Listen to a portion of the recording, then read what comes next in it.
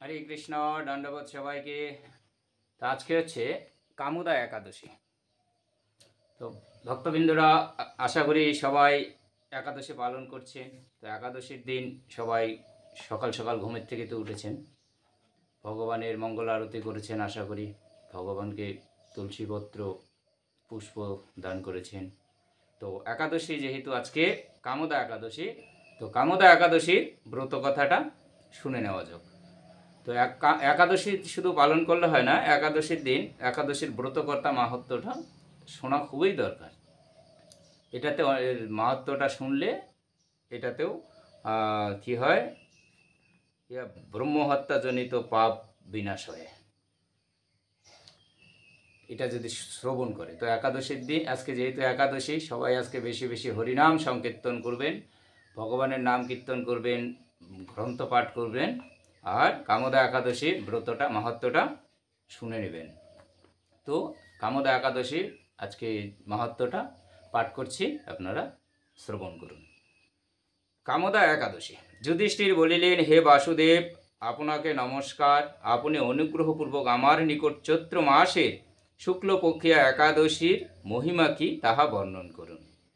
ইহার উত্তরে শ্রীকৃষ্ণ বলিলেন, হে মহারাজ, এই একাদশী ব্রত সম্বন্ধে পুরাতন এক বিচিত্র কথা বর্ণন করিতেছি, আপনি এক মনে তাহা শ্রবণ করুন।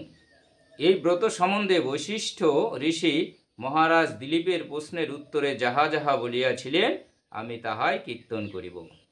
ঋষি বৈশিষ্ট্য বলিলেন, হে মহারাজ, চৈত্র মাসের শুক্লপক্ষিয়া একাদশীর নাম কামদা।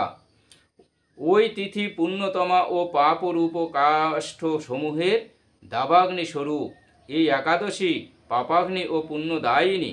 পুরাকালে মনোরম নাগপুরে সুবর্ণ নির্মিত গৃহে মহাবিষধর নাগগণ বাস করিত। তাহাদের রাজা ছিলেন পুণ্ডরীক।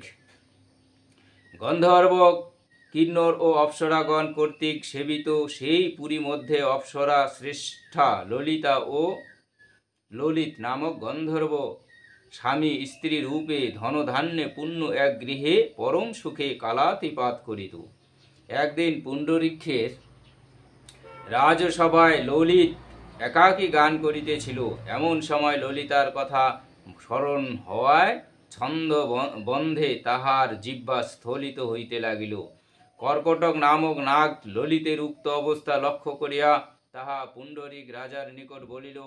তাহা শুনিয়া সর্পরাজ ক্রোধ ভরে কামাতুর ললিতকে, রে দুষ্মতে, তুমি রাক্ষস হও বলিয়া শাপ প্রদান করিল, এবং তৎক্ষণাৎ ও সেই ললিত ভয়ঙ্কর রাক্ষস মূর্তি ধারণ করিল।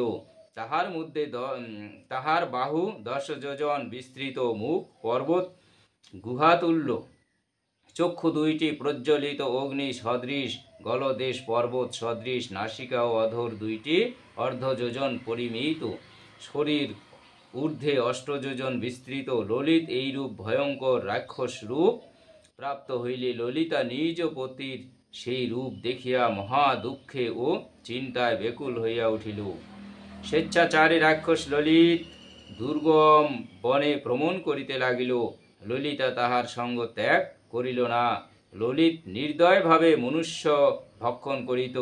এই পাপের ফলে তাহার মনে বিন্দুমাত্র শান্তি ছিল না। পতির সেই দুরবস্থা দর্শনে ব্যথিতা হইয়া ললিতা রোদন করিতে করিতে গভীর বনে প্রবেশ করিল। একদিন ললিতা বহু কৌতুকপূর্ণ বিন্ধ্য পর্বতে উপস্থিত হইল। তথায় ঋষ্য শৃঙ্গ মুনির আশ্রম দর্শন করিয়া মুনির সহিত সাক্ষাৎ করিল এবং তাহার চরণে প্রণামপূর্বক অবনত মস্তকে দণ্ডায়মান রহিল।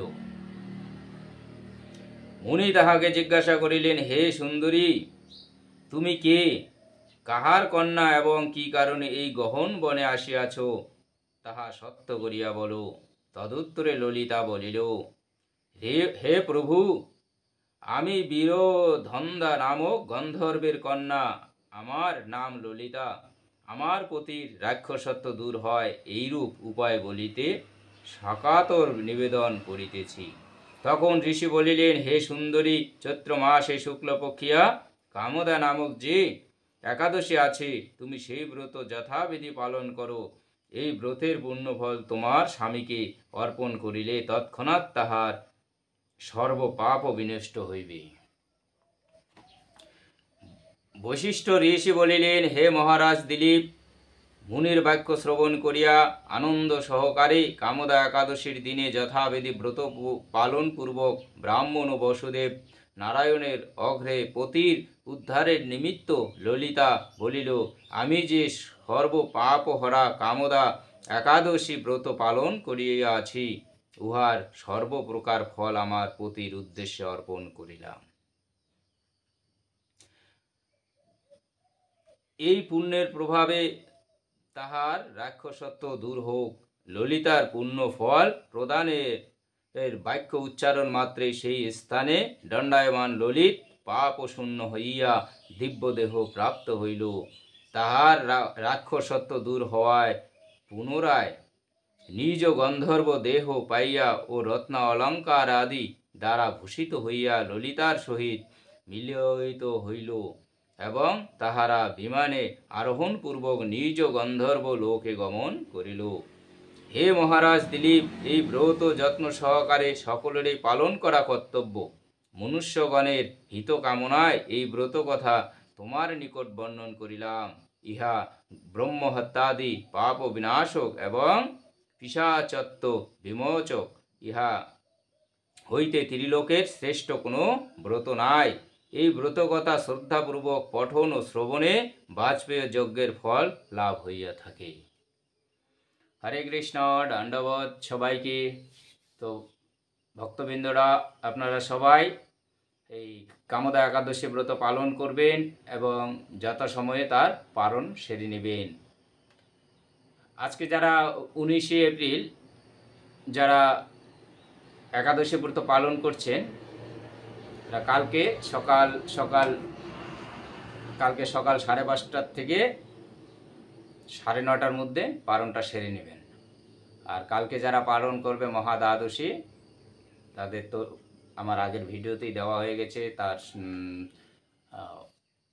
পালনের সময়সূচি। তো দণ্ডবোধ, আশা করি সবাই আজকে একাদশী পালন করছেন ভালোভাবে।